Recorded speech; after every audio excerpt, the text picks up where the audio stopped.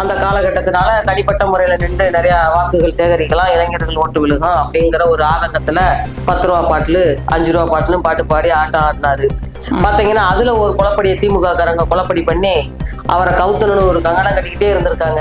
கூட்டணி அமைப்பாரு, இளைஞர்கள் பலம் நிறைய இருக்கு அப்படின்றது உங்க மனசுல இருந்திருக்கும்ல. இப்ப அவர் கூட்டணி இல்லன்ட்டாரு. ஏங்க நாங்க அவர் கூட்டணியில வருவாருங்கிற ஒரு நோக்கத்தோட எல்லாம் நாங்கெல்லாம் பண்ண கிடையாது. சரி, அவர் இப்ப வர்ற இளைஞர்கள் ஊரா ஓட்டு இருக்குமா? கிடையாது. என்ன ஒண்ணு அப்படி அந்த எண்ணங்கள்லாம் கிடையாது. ஏங்க அப்படியெல்லாம் கிடையாது. இப்ப எல்லாம் பாருங்க, இந்த எஸ்ஆர் ஃபார்ம் கொண்டு வந்திருக்கோம், இதெல்லாம் நல்ல முறையில பயன்படுத்தி இதுதான் உங்களுக்கு திருட்டு ஓட்டுக்கு வாய்ப்பு இருக்குன்னு நினைக்கிறாரு. இவங்களும் ஊழல்வாதி காலங்காலமா பாத்துட்டாங்க. ஏடிஎம்கே டிஎம்கே எல்லாமே ஊழல்வாதி. நம்ம மத்திய அரசுலயும் கூட்டணி வைக்க வேண்டாம், தனிச்சு நின்று ஒரு நல்ல ஆட்சியை கொடுப்போம்னு நினைக்கிறது ஒன்றும் தப்பே கிடையாது.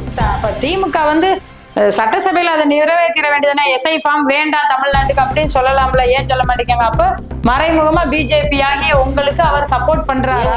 நீங்க டிடிவிங்காரங்க தான் சொன்னீங்க நாங்க தனிச்சு நின்றா எல்லாமே பெறுவோம்னு. ஏன் நீங்க நாங்க அவரே தனிச்சு நிக்காட்டாலும் அந்த கூட்டணியில தேமுதிக, அம்மா மக்கள் முன்னேற்ற கழகம், டிவிக்கு இந்த 3 சேர்ந்தா கூட உங்களுக்கு 2 பேத்துக்குமே நாங்க நினைக்கிற மாதிரி திமுகவுக்கும் வாக்குகள் கம்மியாகும், பிஜேபிக்கும் வாக்கு. அதாவது என்ன, தமிழகத்திலையும் மறுபடியும் நாங்க ஜெயிக்கக்கூடிய வாய்ப்பு இருக்கு கண்டிப்பான முறையில. நீங்க நினைக்கிற மாதிரிலாம் கிடையாது. எப்படி பீகார்ல மிஷின் வச்சு எப்படி பீகார்ல மக்கள் சொல்லுவாங்க பாத்தீங்கன்னா 2026 பீகாரை விட நாங்க 2 மடங்கு தமிழகத்துல வெற்றி அடைஞ்ச காமிப்போம் கண்டிப்பான முறையில். நீங்க எழுதி வச்சுக்கோங்க. அதுக்கெல்லாம் 10,000 பெண்களுக்கு நீங்க கொடுத்தீங்க. ஆனா இந்த கூட்டணி 3 அமைஞ்சு சரிவர நிவர்த்தி இல்லாத அளவுக்கு தொங்கும் சட்டசபைன்னு ஒண்ணு அமையும். எடப்பாடியை உங்க இயக்கத்துல இருந்து கலட்டி விட்டீங்கன்னா விஜய் உங்களை நேரா சந்திச்சு பேசுறதுக்கு உண்டான வாய்ப்பு இருக்கு. வேணா அந்த கூட்டணியில அமைகிறதுக்கு உண்டான, அதாவது என்ன, ஆந்திரா மாதிரி ஆந்திரால ஒரு அமைச்சர் ஒரு சூப்பர் ஸ்டாரே கவுந்து போனாரு. தெலுங்கானாவா, அதுல கூட ஒரு சூப்பர் ஸ்டாரே கவுந்து போனாரு. அது மாதிரி போக வேண்டியது. வைபர் வாய்ஸ் சேனல் நேயர்கள் அனைவருக்கும் வணக்கம். வாங்க மேடம். வணக்கம். வணக்கம். இப்ப பாத்தீங்கன்னா நேத்து ஒரு 2 நாளைக்கு முன்னாடி டிவிகே தலைவர் மாநாடு, அதாவது இந்த எஸ்ஐஆர் ஃபார்மை பத்தி ஒரு கருத்து விஷயமா மாநாடு போட்டிருந்தாரு. அதுல அது 2 பக்கமும், அதாவது திமுக பக்கமும் கூட்டணி கிடையாது, பிஜேபி பக்கமும் கூட்டணி கிடையாதுன்றத தத்ரூபமா சொல்லியிருக்காரு இல்லையா? அப்ப நீங்க இப்ப கரூர் பிரச்சனையில பாத்தீங்கன்னா உங்க கட்சி ரொம்ப ஆதரவு கொடுத்துச்சு அவருக்கு. சிபிஐ வச்சுச்சு, விசாரணை வச்சுச்சு, கடைசியில ஹைகோர்ட் நீதிபதி தான் இதுக்கு தீர்ப்பு சொல்லுவாருன்ற மாதிரிலாம் டக்கு டக்குன்னு எல்லா வேலையும் பண்ணாது. விஜய் அவர்கள் தனிப்பட்ட முறையில நிக்கிறேன்னு சொன்னாரு. என்ன 2வது என்னன்னு கேட்டீங்கன்னா, அவர் திமுக நிறைய ஊழல் பண்ணிக்கிட்டு இருக்கிறதுனால அந்த காலகட்டத்தினால தனிப்பட்ட முறையில நின்று நிறைய வாக்குகள் சேகரிக்கலாம், இளைஞர்கள் ஓட்டு விழுகும் அப்படிங்கிற ஒரு ஆதங்கத்துல 10 ரூபா பாட்டில் 5 ரூபா பாட்டிலும் பாட்டு பாடி ஆட்டம் ஆடினாரு. பாத்தீங்கன்னா அதுல ஒரு குழப்படியை திமுக காரங்க குழப்படி பண்ணி அவரை கவுத்தணும்னு ஒரு கங்கணம் கட்டிக்கிட்டே இருந்திருக்காங்க. எப்படியோ ஒரு முறையில கவுத்தி விட்டாங்க. ஆனா உயிர் போற நிலைமையில இருக்கையில நம்ம அண்ணாமலை அண்ணன் அவரை காப்பாத்தி விட்டாரு. ஏன்னா இல்லைன்னா பாத்தீங்கன்னா விஜய் அவர்களுக்கு தான். ஆமா, அவருக்கு 40 பேர் ஏங்க 40-50 பேர் போயிட்டாங்க. அப்புறம் அவருக்கு கங்கணம் கட்டுவாங்க இல்லையா? அந்த ஒரு காரணத்துக்காண்டி நம்ம அண்ணாமலை அண்ணன் தான் காப்பாத்தி விட்டாரு. ஏன்னா அதுக்காக நாங்க நீங்க சொல்லிடாதீங்க உங்களுக்காண்டிதான். சரி, நீங்க ஒரு கூட்டணி அமைப்பாரு, இளைஞர்கள் பலம் நிறைய இருக்கு அப்படின்றது உங்க மனசுல இருந்திருக்கும்ல. இப்ப அவர் கூட்டணி இல்லன்ட்டாரு. இது ஏங்க நாங்க அவர் கூட்டணியில வருவாருங்கிற ஒரு நோக்கத்தோட எல்லாம் நாங்கெல்லாம் பண்ண கிடையாது. சரி, அவர் இப்ப வர்ற இளைஞர்கள் ஊரா ஓட்டு இருக்குமா? கிடையாது. இல்ல வர்ற இளைஞர்களுக்கு பூரா எல்லாமே இருக்குமா? எதுவுமே கிடையாது. ஓட்டு இருக்கு இல்ல, ஆனா அந்த இளைஞர்கள் மத்தியில அவங்களோட வீட்டு ஓட்டு கூட கிடைக்க வாய்ப்பு இருக்கு இல்லையா? வீட்டு 2 ஓட்டு நாங்க அப்படிலாம் நினைக்கல. என்ன அவர் என்ன ஒண்ணு, திமுக நிறைய ஊழல் பண்ணிக்கிட்டு இருக்கு. அந்த ஒரு நோக்கத்தோட சரி யாரா இருந்தா நாங்களா இருந்தா தாவேக்காவா இருந்தா அப்படிங்கிற ஒரு நோக்கத்துலதான் இருந்தா. ஆனா செய்தது கூட திமுக அரசியல் இப்ப மத்திய அரசுல நீங்க சொல்றீங்க திமுக ஊழல் பண்ணுது, அதை ஒழிக்கிறதுக்காக தான் நாங்க விஜய் எதிர்பார்க்கிறோம்ன்றீங்க. விஜய் உங்க கூட கூட்டணி இல்லைன்றாரு. ஆனா 3 பீரியடு உங்க ஆட்சி மத்தியில அமைச்சிருக்கீங்க. நீங்க போய் விஜய கூட்டணி கூப்பிட்டு பாக்கலாம். ஏங்க நாங்க கூப்பிட்டு பாக்கலாம்னா இப்ப எங்கனால பக்கபலம் இருக்கு, எங்கனாலையும் முடியும், ஜெயிக்கக்கூடிய வாய்ப்பு இருக்கு, எங்கனாலையும் முடியும். ஆனா என்ன ஒண்ணு, என்ன எப்படி அப்படி அந்த எண்ணங்கள்லாம் கிடையாது. பீகார்ல அப்படிதான் ஏங்க அப்படியெல்லாம் கிடையாது. இந்த இப்ப எல்லாம் பாருங்க, இந்த எஸ்ஆர் ஃபார்ம் கொண்டு வந்திருக்கோம், இதெல்லாம் நல்ல முறையில பயன்படுத்தி. இதுதான் உங்களுக்கு திருட்டு ஓட்டுக்கு வாய்ப்பு யாருக்கு? எங்களுக்கு கிடையாது திருட்டு ஓட்டுங்கிறது. திருட்டு ஓட்டுக்கு வாய்ப்பு இல்லையா? வாய்ப்பே கிடையாது. இப்ப நீங்க வந்திருக்கீங்க. கண்டிப்பா இப்ப வந்து திருட்டு ஓட்டு, இந்த இறந்தவங்க ஓட்டு, ஊரை விட்டு போனவங்க ஓட்டு, அப்பா இப்ப ஏன்னா அப்பா அம்மா கல்யாணம் முடிச்ச இடத்துல ஒரு ஓட்டு, புருஷன் வீட்டுல ஒரு ஓட்டு, இதெல்லாம் கிளியர் பண்றதுக்கு நாங்க கொண்டுட்டு வந்தது. இப்ப திருட்டு ஓட்டு ஒழிக்கிறீங்கன்றது இந்த சட்டசபை எலெக்ஷன் வரும்போதுதான் உங்களுக்கு தெரியணுமா? ஒரு வருஷம் முன்னாடி செஞ்சிருக்கலாம் இத. இல்ல அப்படின்னா சரி அதெல்லாம் போட்டோம். இப்ப கூட்டணி இல்லாம அவர் வந்து ஜெயிச்சாருன்னா அவர் என்ன நினைக்கிறாரு? ஜெயிக்க போறாரு அப்படின்ற ஒரு நம்பிக்கையில தனிச்சு நிக்கிறாரு விஜய் சார். ஊழலுக்கு எதிரா ஒரு இளைஞர் புதுசா உருவாகி ஒரு முதல்வர் ஆகணும், ஊழலை எதிர்த்து நம்ம ஆட்சி நடத்தணும் அப்படின்றத நினைக்கிறது தப்பே கிடையாது. இப்ப அவர் டிவிகே தலைவர் வந்து அதைத்தான் நினைக்கிறாரு. இவங்களும் ஊழல்வாதி, காலங்காலமா பார்த்துட்டாங்க. ஏடிஎம்கே டிஎம்கே எல்லாமே ஊழல்வாதி, நம்ம மத்திய அரசுலயும் கூட்டணி வைக்க வேண்டாம், தனிச்சு நின்று ஒரு நல்ல ஆட்சியை கொடுப்போம்னு நினைக்கிறது ஒன்றும் தப்பே கிடையாது. 6 மாசத்துல கூட கட்சி ஆரம்பிச்சு சிஎம் ஆன வரலாறுலாம் இருக்கு நிறைய. எப்படின்னா இப்ப அந்த காலத்துல எம்ஜிஆர் தமிழ்நாட்டுல இல்லையா, கலைஞரை விட்டு வெளியே வந்து திடீர்னு கட்சி ஆரம்பிச்சாரு, அமோக வெற்றி, நல்ல ஆட்சி கொடுத்தாரு மக்களுக்கு. அதே மாதிரி டெல்லியை எடுத்துக்கிட்டீங்கன்னா அரவிந்த் கெஜ்ரிவால் வந்து ஒரு இயக்கத்துல இருந்து வந்து உடனே கட்சி ஆரம்பிச்சு ஊழலுக்கு எதிரான தன்னோட போராட்டத்தை நடத்தி முதல்வர் ஆனாரு. அதாவது நீங்க அப்படி சொல்றீங்க. இப்ப வந்து டெல்லியை எடுத்துக்கோங்களேன், அண்ணா கெஜ்ரிவால் எப்படி வந்தாருங்கிறது, அந்த ஐயா வந்து ஒரு பெரியவர். அவர் வந்து பாத்தீங்கன்னா உண்ணாவிரதம் போராட்டம் நிறைய பாடுபட்டு இது பண்ணி வந்தவர். அதுக்காக வந்து இவர் அரவிந்த் கெஜ்ரிவால் வந்து ஒப்பிடாதீங்க. இப்ப இவர் விஜய் எப்படி இயக்கத்துல இருந்து வெளியில வந்தாலும் தன் ஊழலை எதிர்க்கிறதுக்கு ஒரு சரி, விஜய் வந்து இளைய தலைமுறைக்காண்டி வந்தவர். அவர் வந்து இதுக்கு முன்னாடி அரசியல் எல்லாம் இருந்தது கிடையாது. ஏன்னா இப்ப இது வந்து அது ஃபர்ஸ்ட் டைம். அதனால நாங்க வந்து கரூர் மாநாட்டுல அவருக்கு சரி பக்கபலமா இருப்போம் சொல்லி அண்ணாமலை அண்ணன் வந்து கொஞ்சம் சப்போர்ட் பண்ணாரு. அதுக்காக வந்து அவர் எங்களோட கூட்டணி வருவாரு. எதுக்கு நீங்க சப்போர்ட் பண்றீங்க? அவர் ஓடி போயிருவாருன்னு நினைச்சேன். எப்படி ஓடி போவாரு? ஓடி போவாருங்க இல்லங்க, அவர் புதுசா உள்ளவருங்க, இப்பதாங்க வந்திருக்காரு.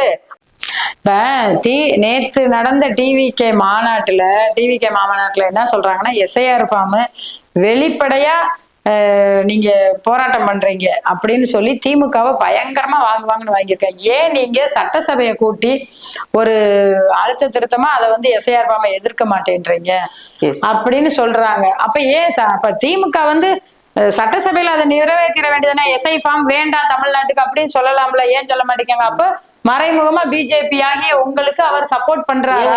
அவர் எப்படிங்க சப்போர்ட் பண்ணுவாரு? இப்ப நாங்க ஆல்ரெடி ஏற்கனவே 3 முறை நாங்க எங்க பிரதமர் அவர்கள் இன்னைக்கு நல்ல முறையில பயன்படுத்திட்டு இருக்காங்க. ஏன்னா அப்படிங்கிறதுனால நாங்க எப்படிங்க, எங்களுக்கு வந்து தேவையே கிடையாது. எஸ்ஐஆர் ஃபார்மை பத்தி நாங்க வந்து பயப்படவே கிடையாது. எஸ்ஐஆர் ஃபார்ம் வந்து உண்மையானது எது அப்படிங்கிறத கொண்டு வர்றோம். ஏன்னா எஸ்ஐஆர் ஃபார்ம்னாலதான் பீகார்ல எல்லாம் வந்து நிறைய வாக்குகள் வாங்கிட்டதாகவும் உங்களுக்கு அது வெற்றியை கொடுத்துருக்கிறதாகவும் இருக்கு. இங்கேயும் அதே எஸ்ஐஆர் ஃபார்மை கொண்டு வந்துட்டீங்க. ஆனா என்ன பாம்பு, எத்தனை எஸ்ஐஆர் எத்தனை போலீஸ் பாம்புன்னு வந்தாலும் இங்க உங்களோட ஆட்சி மலராதுன்றது மட்டும் எங்களுக்கு தெரியும். அதை மட்டும் நீங்க அதெல்லாம் நீங்க சொல்ற மாதிரிலாம் கிடையாது. நாங்க கண்டிப்பான முறையில தனிச்சு நின்றா கூட இல்ல, கூட்டணி வந்தா என்ன கொஞ்சம் பலமா இருக்கு. நேத்து வந்த இயக்கம் தான் விஜய் அவர்கள் வந்து தனிச்சுதான் நின்று இன்னைக்கு வெற்றி கனியை நான் எடுப்பேன்னு உறுதியா சொல்றேன். வெற்றி கனி எப்படி நாங்க எல்லாரும் தான் சொன்னாங்க, நீங்க டிடிவிங்காரங்க தான் சொன்னீங்க நாங்க தனிச்சு நின்றா எல்லாமே பெறுவோம்னு. ஏன் நீங்க நாங்க அவரே தனிச்சு நிக்காட்டாலும் அந்த கூட்டணியில தேமுதிக, அம்மா மக்கள் முன்னேற்ற கழகம், டிவிகே இந்த 3 சேர்ந்தா கூட உங்களுக்கு 2 பேத்துக்குமே நாங்க நினைக்கிற மாதிரி திமுகவுக்கும் வாக்குகள் கம்மியாகும், பிஜேபிக்கும் வாக்குகள், அதாவது நாங்க நினைக்கிற மாதிரி தமிழக அரசு மாறுறதுக்கு உண்டான வாய்ப்புகள் இருக்கு. இப்ப நாங்க 3 முறை தமிழகத்துல பிரதமரா வந்திருக்கிறோம். தமிழகத்திலயா? டெல்லியில தமிழகத்துல இல்ல, மத்திய அரசு வந்திருக்கோம். தமிழ்நாட்டுல பிரதமர் புதுசா ஒரு இயக்கத்தை கொண்டு வந்திருக்கிறோம். அப்ப எப்படி வந்தோம்? நீங்க எல்லாம் கூட்டணி சேருவீங்கன்னா நாங்க வந்த மக்களுக்கு நல்லது பண்ண கடை நாங்க வந்திருக்கோம். அதே மாதிரி வருகின்ற தேர்தலையும் நாங்க கண்டிப்பான முறையில வெற்றி பெறுவோம். கூட்டணி வர்றதும் வராததும் அப்பாற்பட்ட விஷயம், அது வந்து தலைமை பாத்துக்கிறோம். ஆனா நாங்க கண்டிப்பான முறையில ஜெயிச்சே காமிப்போம். சரி, ரைட்டு. நீங்க அப்படி சொல்றீங்க. நாங்க 3 தடவை வந்திருக்கோன்றீங்க. ஒவ்வொரு தடவையும் ஒவ்வொரு ஸ்டேட்ல நீங்க என்னென்ன திருட்டுத்தனம் பண்ணீங்கன்னு எல்லாமே மக்களுக்கு வெட்ட வெளிச்சமா தெரியும். மிஷின்ல ஓட்ட வச்சிருந்திருக்கீங்க, என்ன மிஷின்ல ஓட்ட வச்சிருக்கீங்க. இன்னொன்னு ஆந்திராவுல ஒரு பெரிய பிரச்சனை, அப்பா அம்மாவுக்குள்ள பிரச்சனையை உருவாக்கி ஜெகன்மோகன் ரெட்டி நடைபயணம் அமைச்சு அவரை உருவாக்குனீங்க. இப்ப அவரையும் உட்கார வச்சுட்டீங்க. எல்லா இடத்துலயும் உங்களுக்கு வாக்குகள் வர்றதுக்கு என்னென்னலாம் கேரளாலயும் அதேதான். இப்போ உங்க MP ஒண்ணு அங்க வந்திருக்காங்க. யார் சொன்னா? உங்க கற்பனைக்கு அளவே கிடையாது. என்ன நாங்க எப்படின்னு கேட்டீங்கன்னா, இப்ப 3 முறை பிரதமர் ஆயிருக்கிறோம். என்ன தமிழகத்திலையும் மறுபடியும் நாங்க ஜெயிக்கக்கூடிய வாய்ப்பு இருக்கு கண்டிப்பான முறையில. நீங்க நீங்க நினைக்கிற மாதிரிலாம் கிடையாது. எப்படி பீகார்ல மிஷின் வச்சு எப்படி பீகார்ல மக்கள் சொல்லுவாங்க, பீகார்ல நீங்க மிஷின் வச்சதா நாங்க மிஷின் வச்ச உங்களுக்கு என்ன உங்களுக்கு இதான் நாங்க பொழப்பு இதத்தான் சொல்லுவீங்க. ஆனா பீகார் மக்கள்கிட்ட போய் கேளுங்க, ஆணித்தரமா சொல்றேன். என்ன ஒண்ணு இப்ப விஜய் எங்களோட கூட்டணியில வந்தா இன்னும் திமுகவை ஒழிச்சுக்கான ஒரு பக்கபலமான ஒரு இது இருக்கும் பொழுது தமிழகத்துல பீகாரை போல நாங்க அடிச்சு காமிக்கிறோம். திமுகவை ஒழிக்கணும்ன்றது உங்களோட நல்ல எண்ணம் தான் கண்டிப்பா. ஏன்னா அது ஊழல் ஆட்சின்றது மக்களுக்கு நல்லா தெரிஞ்சிருச்சு. அதே எண்ணம் தான் நாங்களும் நினைக்கிறோம். நல்ல ஒரு ஆட்சி அமைச்சு நல்ல வரப்போற சட்டமன்ற தேர்தலில் நல்ல ஒரு கூட்டணியோட தேர்தலை சந்திப்போம். எப்படினாலும் சரி உங்களோட இயக்கம் உங்களுக்கு வளர்ச்சி அடையட்டும். அதாவது இப்ப பாத்தீங்கன்னா 2026ல பீகாரை விட நாங்க 2 மடங்கு தமிழகத்துல வெற்றி அடைஞ்ச காமிப்போம் கண்டிப்பான முறையில். நீங்க எழுதி வச்சுக்கோங்க. அதுக்கெல்லாம் 10,000 பெண்களுக்கு நீங்க கொடுத்தீங்க. ஏங்க 10,000 ஓட்டு காசா இல்ல எப்படி லோன்? ஏங்க நீங்க பாத்தீங்க இல்ல நீங்க பாத்தீங்களா? தமிழகத்துல தான் கொடுக்குறாங்க, திமுக காரன் தான் கொடுக்குறாங்க. அப்ப மாசம் 1000 ரூபாய் கொடுக்குறாங்க. அப்ப ஓட்டுக்காண்டி கொடுக்குறேன்னு அர்த்தமா? இது தேர்தல் வாக்குறுதின்னு ஒண்ணு இருக்கு. தேர்தலுக்கு முன்னாடி கொடுக்குற தேர்தல் வாக்குறுதி தேர்தல் ஆரம்பிச்சிருந்தா கொடுத்தீங்க. என்னதான் நீங்க புகை போட்டாலும் அந்த பலம் பழுக்காது. ஏன் அப்படின்னா இவங்க ஸ்ட்ராங்கா நிக்கிறாங்க. அதாவது டிவிகே ஒரு 3 கூட்டணியில அமையும் ஒண்ணு. இன்னொன்னு வரப்போற சட்டசபையில 3 கூட்டணி. என்னன்னா இவங்க ஒரு பக்கம், திமுக அரசு ஒரு பக்கம், டிவிகே ஒரு பக்கம், உங்க இயக்கம் ஒண்ணு. சரியா?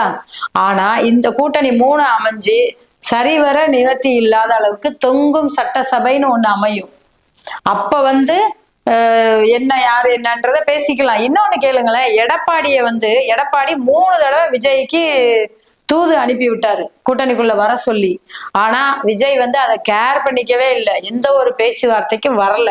ஒருவேளை நீங்க விஜய உங்க இயக்கத்துல இருந்து எடப்பாடிய உங்க இயக்கத்துல இருந்து கலட்டி விட்டீங்கன்னா விஜய் உங்களை நேரா சந்திச்சு பேசுறதுக்கு உண்டான வாய்ப்பு இருக்கு. வேணா அந்த கூட்டணியில அமைகிறதுக்கு உண்டான, அதாவது தெலுங்கானா மாதிரி நாங்க விஜய் வந்ததே நீங்க தொங்காதுன்றீங்கல்ல, அதெல்லாம் எங்களுக்கு தேவையே கிடையாது. என்ன அது தெலுங்கானால நாங்க எப்படி வந்தோமோ அதே மாதிரி தமிழகத்துல நாங்க கால் பதிகிறதுக்கு ஆடித்தரமா சொல்றோம். நாங்க ஆணித்தரமா சொல்றோம், அடிச்சு காமிப்போம் 2026ல. சரி, அது ஒண்ணும் பிரச்சனை இல்லை. நீங்க ஜெயிக்கிறது உங்க கையில இருக்கு, மக்களோட கையில இருக்கு.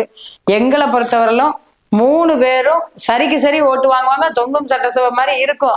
அதுக்கப்புறம் எப்படின்றது சரிக்கு சரி இல்லைங்க. நீங்க விஜய் எடுத்துக்கோங்க. விஜய் எங்களோட கூட்டணி வந்தா அவர் பக்கபலமா நல்லா இருப்பாரு. சரி என்ன? ஆமா, இல்லைன்னா அவர் தொங்கிட்டே நடக்க வேண்டியதேன். என்ன ஆந்திரா மாதிரி, ஆந்திரால ஒரு அமைச்சர் ஒரு சூப்பர் ஸ்டாரே கவுந்து போனாரு. தெலுங்கானாவா அதுல கூட ஒரு சூப்பர் ஸ்டாரே கவுந்து போனாரு. அது மாதிரி போக வேண்டியது. எப்பேற்பட்ட ஆளாதான் கவுத்தி விட்டுருவாங்க, நமக்கு தெரியாது. இப்ப எம்எல்ஏ கூடி எல்லாம் ஜெயிச்சப்பட்டு உங்ககிட்ட வரணும்ல, அப்ப என்ன செய்வீங்க? அப்ப நாங்க பாத்துக்கிறோம், தலைமை பாத்துக்கிறோம். மேல பாத்துறோம். கண்டிப்பா நீங்க மேல இருக்கீங்கல்ல. கண்டிப்பா. அதனாலயே கொஞ்சம் நீங்க அசால்ட்டா இருப்பீங்க. கண்டிப்பா. யார எங்க கவுத்தணும்னு யார எங்க நாங்க யாரையும் கவுத்த மாட்டோங்க. நிமித்தி தாங்க வைப்போம். நிமித்தி தான் வைப்பீங்களா? சரி, ஓகே. வைபர் வாய்ஸ் சேனல் நேயர்கள் அனைவருக்கும் வணக்கம்.